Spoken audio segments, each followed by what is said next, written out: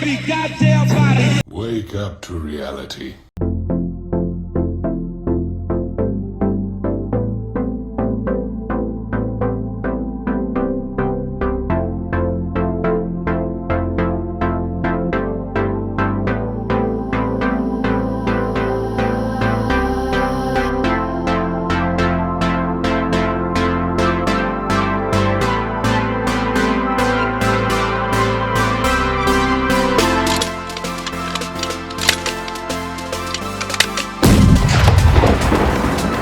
Peace, blessings, and black love. This is Amandla, Awethu, coming to you, black at it again. I wanted to introduce to some, reintroduce to others, Tommy Curry.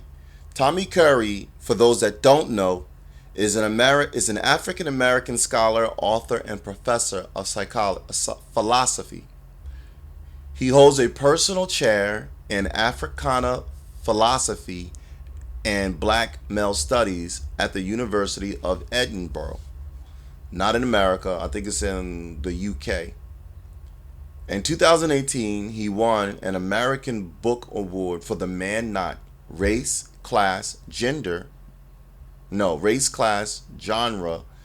the Dilemmas of Black Manhood. In this video, he's basically going to explain to you how two disabled individuals, both males, one black, one white, were treated within their disability. So, in reality, white America doesn't like black men. We all know that, but that's not what I'm talking about. He wanted to explain to the public why the men or police officers kill black men even though they are not a threat, meaning a physical threat. Even though this male he's speaking of was in a wheelchair, paralyzed, he was still seen as a threat. Whereas another male, white guy, was considered disabled. He was not seen as a threat. And what white America does for the most part is they always use "I'm white and I say so." So even though we have a philosophy, even though we have an ideology of what's going on, you really can't necessarily say it's this or that. This is the number one thing that you can always classify it as. When in doubt, you can always say, because I'm white and I say so, because this is how they change the rules. So I wanted you guys to see what this man has to say regarding the deleterious character of the disabled black male. Roll the tape. Marginalization that's disabled black men face. We find much more continuity in their relationship and condition with other groups of black men. Lower life expectancy, fear, hyper personality or character trait. Right? These kinds of stigmas have to be filled in as the basis of the subject that we're talking about. I'm suggesting that if we start from the basis of humanity, that is ultimately wrong-headed. News reporting. So then how do we understand this relationship that I'm trying to point to between black maleness and disability and disposability? The first thing is that we have to understand that the conditions by which black men exist, especially in the United States, are circumscribed, right, by anti-black misandry. Now, some people say, well, what does this term mean? So anti-black misandry is the cumulative assertions of black male inferiority due to errant psychologies of lack, dispositions of deviance, or hyperpersonality traits like hypersexuality or hypermasculinity, which rationalize the criminalization, phobic cessation of black male life. These ideas are part of the group-based racial consciousness of white America and part of the social fabric and mythology of racism. So in other words, we're all exposed to the notions of black male deviance and danger. And these stereotypes then are held by whites or blacks, white men, white women, other ethnic groups, or black women. What we're identifying here is how the hatred of black men is hidden by appeals to safety, civility, and democratic order, because he, the phantasm of the boogeyman in America, is thought to be a threat to all that is good, white, and woman. Now, I'm suggesting that black males who are disabled don't interrupt or not experience this. So the question that I'm asking, right, on part of the deleterious character, is what is the relationship that disability has to the continuity of these kinds of stereotypes and forms of violence? Now, when we look at black men, again, we're not looking at subjects that have recognition, or civility as part of the package of their identity. When we look at different arguments, specifically social dominance theory, we see that the ways that black men are outgrouped and are formulated is they're constructed as being in war, right, with the dominant group. So that means that racism operates to create subjects that are fundamentally separate from the notions of humanity, that are already outside of the moral communities that we identify as being synonymous with civil society. So arbitrary set discrimination then within patriarchal white supremacist societies operates as a form of discrimination that's really a form of intersexual competition perpetrated by males and directed against males. So as Sedanis and Prado suggests, arbitrary set discrimination can also be viewed as a form of low-level warfare directed against outgroup males. And these social dominance theorists label this a subordinate male target hypothesis. Taking this as the basis of how we have social organization, social interaction in the United States and other Western societies, that means that disabled black men fit within the notions of groups or individuals that are constructed in opposition to white civility. So the black male body then, contrary to what Bella suggested, doesn't operate simply as being a disadvantaged kind, but a dangerous kind, a disabled dangerous kind, a monstrosity. And this is what we see ignites not only the kinds of violence that we see with Mr. McDowell and others, right, but it also leads to the indifference that we have to not only perceiving how these bodies are tormented in society, but why we have no resources that actually deliver humanitarian recognition upon them. I'd like to lead with a few examples here. The first is Mr. Michael Hickson, who was left to die. Now, Mr. Hickson's example speaks to the absence of humanity, which is black maleness and disability. Now, Mr. Hickson had pneumonia in both lungs, a urinary tract infection and sepsis, a dangerous immune response leading to multi-system organ failure. He needed a ventilator to help him continue breathing, but the hospital felt that further intervention for the disabled man was futile. A doctor explained to the family there was little hope Hickson would survive or regain quality of life. Now, throughout this story, and this became viral a few months ago, there was the question of whether or not this was because he was a black male and presumed to be dangerous, right, where eliminating him was actually a benefit to society, or if it was a question of disability, how disabled peoples are constantly ignored, dehumanized, etc. Now, if we take seriously the idea that there is an absence of humanity from black maleness, I'm suggesting that disability operates within that nexus. That disability is not an addition, but it's a supplement to the dynamics by which black men are going to be racialized as monstrosities, as uncivil, as savage, etc. And the question that we have to ask ourselves when we're talking about the black male body then is, how do disabled black men fit within these coordinates? What is it about disability that doesn't necessarily create a new causal relationship to absence or to dehumanization, but what magnifies or creates a different pathway towards it? We see the same thing, of course, with the shooting of Jeremy McDowell, right? Disabled black man, right? Asking for help, made a 911 call, was in distress. The police perceived him as a threat and, of course, killed him. Now, in 2017, when I reflected upon this, I argue that this is part of the problem with how we can't see disability as a category upon the black male. And because the black male represents so much predetermined savagery and violence, that there's no way to recognize disability as a meaningful concept given the subject position he occupies. So I argue that Mr. McDowell was murdered because the white officers rationalized him as a threat, a savage, and a danger to white life, despite his confinement to a wheelchair. He was denied vulnerability. He was denied victimhood. He was denied consideration as a human being in need of help. So to correct such philosophical conceptualizations, there must be a focus on the actual effects disability has on black men and boys. So if black males are to be overdetermined by the fear-inspired caricatures of the society, then there must be philosophical interventions that convey the difference between the delusions of the white mind and the lived reality, or the physical existence that black men and boys endure. So understanding the relationship between violence and the black male body helps to clarify exactly what's denied to the disabled black male. And here the question that I'm asking is very simple. If we already assume that there is savagery, dehumanization, and absence on the black male body, to what way does disability either contribute or take away those attributes?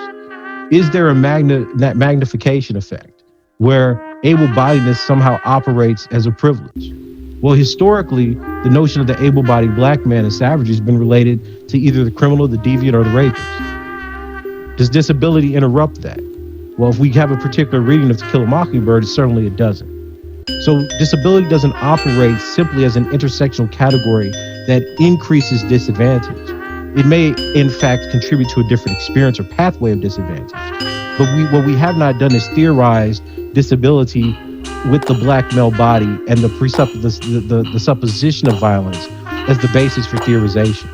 We see tons of different forms of historical violence. Emmett Till, for instance, on disabled black males, which presuppose able-bodiedness precisely because the racial stereotype of rapists requires an able-bodied male to do so. But these are all constructions in the white mind. These are not facts about the body itself. So to disentangle the way that the category of disability actually operates on the physical body of black men and boys requires us to take a very different trajectory of how we're trying to line the concepts up. If we think disability takes away from humanity, but the humanity of black men are already absent and is constructed as a threat, then is there any work for the category of disability to do?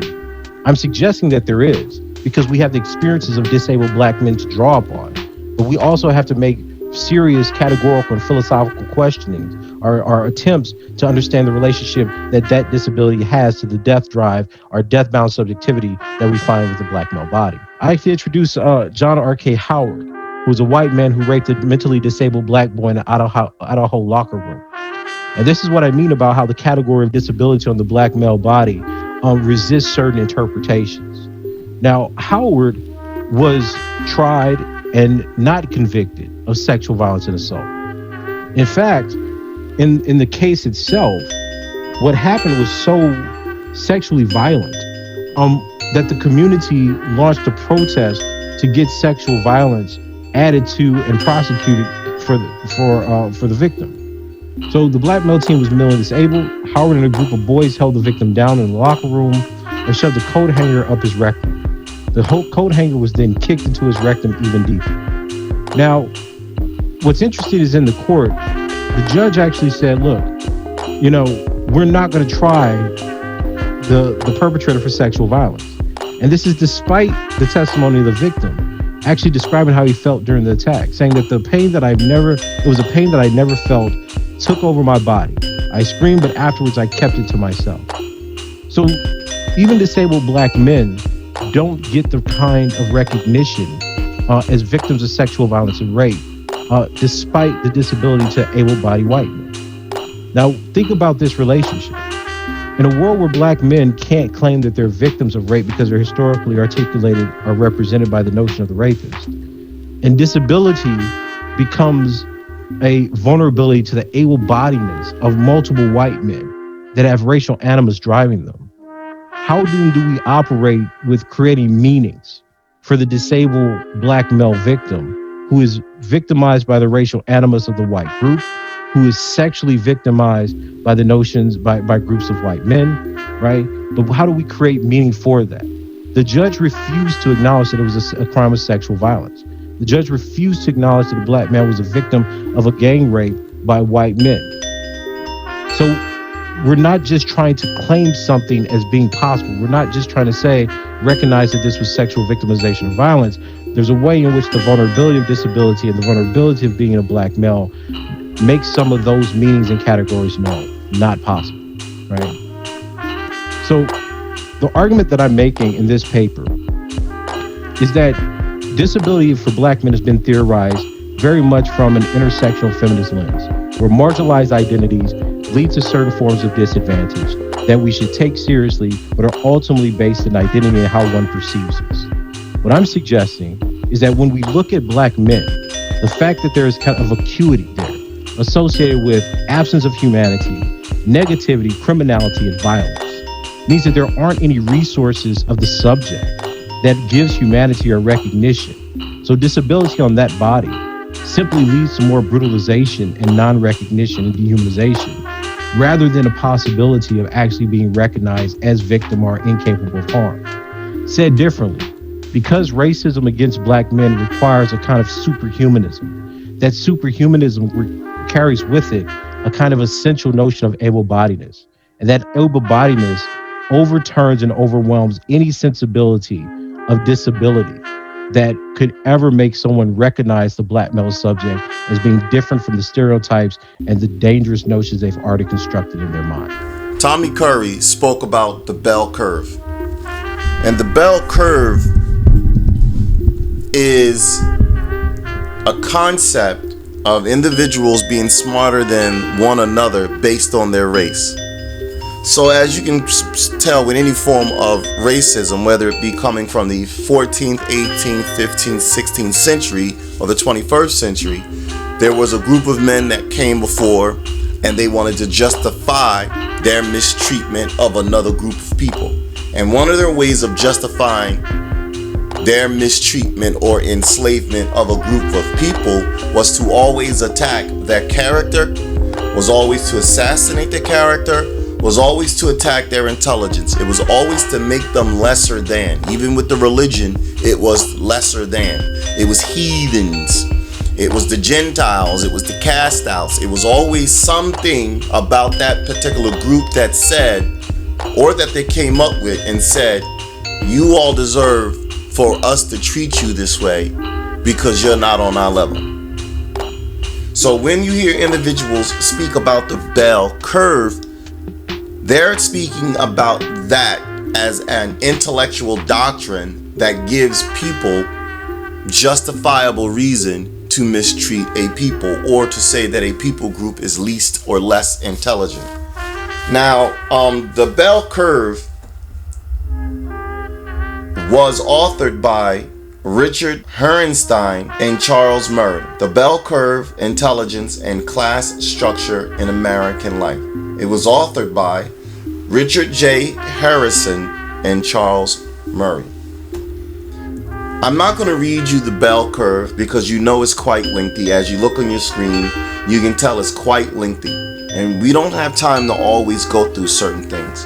But I do want to read to you certain aspects of it so that you can get a better understanding of why, when you're listening to the video I just previously played about the disability, he's not worth it, and the IQ aspect or associated with it, it's because I'm trying to get you to understand another reason why these people groups treat you the way that they treat you. Even your women will treat you the same way. Your women will treat you the same way, not because she feels that way, but because she's trying to one-up you. So it's like you were making fun of her and she took your jokes. But when she got around other people and she knew that other people will defend her, now she's going to make fun of you based on other people. She's not going to make fun of you because of whatever you were doing or whatever she's talking about was funny. She's only going to make fun of you because now here's her opportunity to get back at you. Well, your women, your natural running mate, will do the same thing. They're not going to use this information to go against you, not because they believe it in their hearts. They're only going to use this information because they're combative, and now it's her chance to get back at you. I'm going to read some of this. I ain't reading all of it because, as you guys can look at your screen and see, it's quite lengthy. And I'm not going to spend all that time reading. I'm just going to give you guys certain aspects of it so you can get a better understanding of what we're trying to get at, what we're trying to uncover, what we're trying to unwrap, what we're trying to get a better understanding of. Introduction. That the word intelligence describes something real and that it varies from person to person is as universal and ancient as any understanding about the state of being human.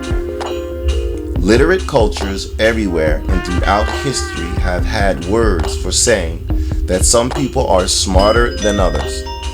Given the survival value of intelligence, the concept must be still older than that.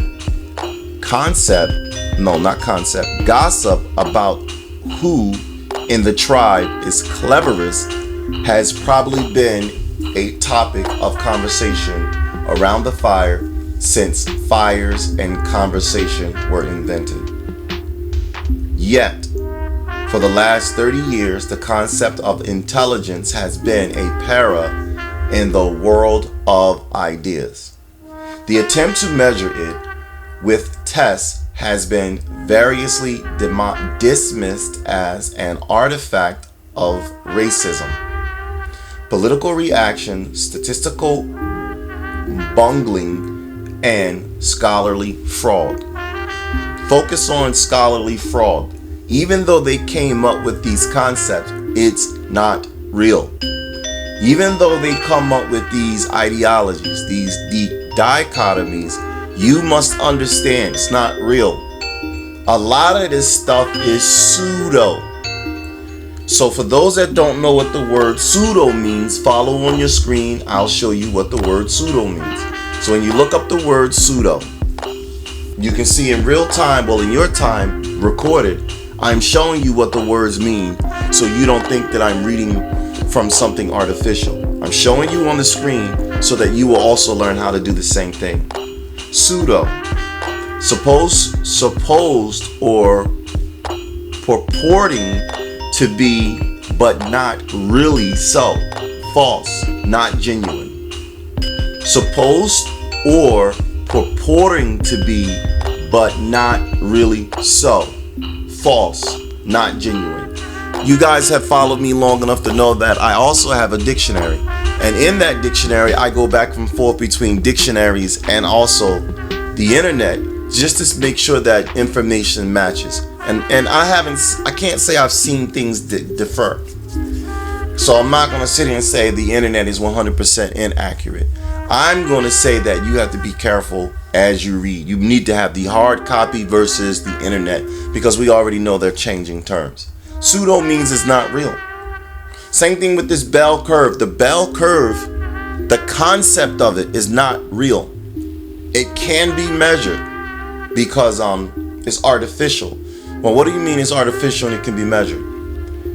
They're making it something that it is not. Same thing with cash, with money, currency. It's not real. Money's not real. But it becomes real because how they want to make it real. Then they're going to create or construct a system that evolves it or evolves around it in order to make it a non-important substance important. Well, what they're saying here is scholarly fraud. So a lot of people came before these men, remember, 2 men, and they did a lot of research and a lot of lying, and they're telling you that one group is smarter than the other group because of inherent genealogy or genetics, and it's not true. So this is these men's attempt to say it's not real. The bell curve really isn't real. Continue reading. Many of you have reached this page assuming that these accusations are proved. In such a context comes this book, blithely proceeding on the assumption that intelligence is a reasonably well understood construct measured with accuracy and fairness by any number of standardized mental tests. I need you to read that. I need you to hear that. I got it on the screen so you can pause, enlarge, and then read it for yourself regardless of how the way I'm reading. In such a context comes this book, blithely proceeding on the assumption that intelligence is a reasonably well understood construct measured with accuracy and fairness by any number of standardized mental tests. The rest of the book can be better followed if you first understand why we can hold such apparently heterodox views. Heterodox, right? So you want to know what that word means, because this is where they'll trip a person up. They'll put in a word that you may not understand and you may not be able to follow. Then you'll go somewhere and you'll use that same very word, and they'll be like, well, now you're just showing off. You're not really showing off. You're trying to tell people where the deviation goes. The deviation came in that sentence structure, heterodox. So when you look on your screen and you read the definition for yourself, or allow me to read it, adjective, not in agreement with accepted beliefs, especially in church doctrine or dogma, holding unorthodox opinions, contrary to or differing from some acknowledged standard as the Bible, the creed of a church, the decree of a council, and the like not orthodox heretical set of options, doctrines, books. It sort of kind of says the same thing over and over and over. Heterodox, not in agreement with accepted beliefs. It may have derived from a religious stance, a religious background, but you can also use that word in other concepts because it's simply not agreeing. It simply means you don't agree. Further on, you go down and you read, and again, I'm not reading all of this. Please bear with me. Suppose that I'm down here, look at your screen. Suppose that the question at issue regards individuals. Given two 11-year-olds, one with an IQ of 110 and one with an IQ of 90. What can you tell about the difference between those two children? The answer must be phrased very tentatively. On many important topics, the answer must be, we can tell you nothing with any confidence. It is well worth a guidance counselor's time to know what these individual scores are, but only in combination with a variety of other information about the child's personality, talents, and background. The individual IQ score all by itself is a useful tool, but a limited one. It's not enough information. You need more information. You can't just accurately diagnose something with just their IQ scores. You need to know how they put things together. You need to know how they put things together, take things apart, and put things back together again. You need to know what they do with colors. How does colors make them feel? You need to know if they're put into a tough situation, how do they react? Do they get in fight or flight? Do they problem solve? Do they fist? Do they use their fists? Do they give up? You need to know more about that individual, child or adult, in order to determine what it is, what's going on. In the case of interpersonal and interpersonal skills. Well, what is intrapersonal? Intrapersonal, taking place or existing within the mind. That's intra with a T-R-A, intra. Then you got interpersonal. Interpersonal, relating to relationships or communication between people. So one is within and one is without. One is within with self. You're always talking to yourself, and the other one is how you communicate with people. And interpersonal skills. Conventional intelligence may play some role, and to the extent that other human qualities matter. Words like sensitivity, charm, persuasiveness, insight, the list could go on and on, have accumulated over the centuries to describe them. We lose precision by using the word intelligence to cover them all. Family. When you're doing these studies, when you're trying to problem solve, when you're trying to say, how did we get here and how can we fix it? I'm always telling you who the root cause is. Your female is the root cause. I'm speaking for black people and black people only. Black women are the root cause of African enslavement. She's selfish. And instead of her doing the right thing simply because it's the right thing, she doesn't have to. Well, why doesn't she have to? Because she has a pussy. What does that got to do with anything? Black men worship pussy. Black men overvalue pussy. Black men worship sex. And that lady, that female, has learned that even if you reject her, another living male will accept her, even if it's just a busted nut. Now, the invader may have sex with her, impregnate her, breed you out, and have her carry his seed That's what Genghis Khan did. That's what the Spaniards did. That's what the French did. That's what the whites did. She knows she doesn't have to. The problem with that is that black men aren't doing what they're supposed to do.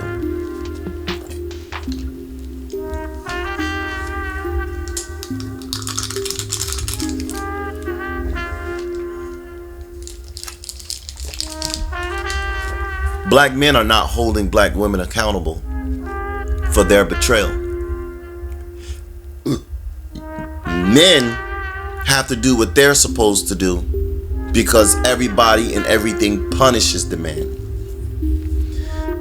When nature rears its head, shows its fangs, and says to that female, I'm tired of whatever it is that you're doing. I'm tired of the direction you're going. Black men step up and protect her at all costs.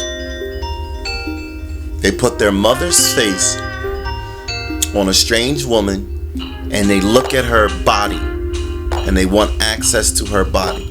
And because the men will not allow the women to grow up, because the men will not allow the women to deal with her punishment, the men are going to intervene and try to save her.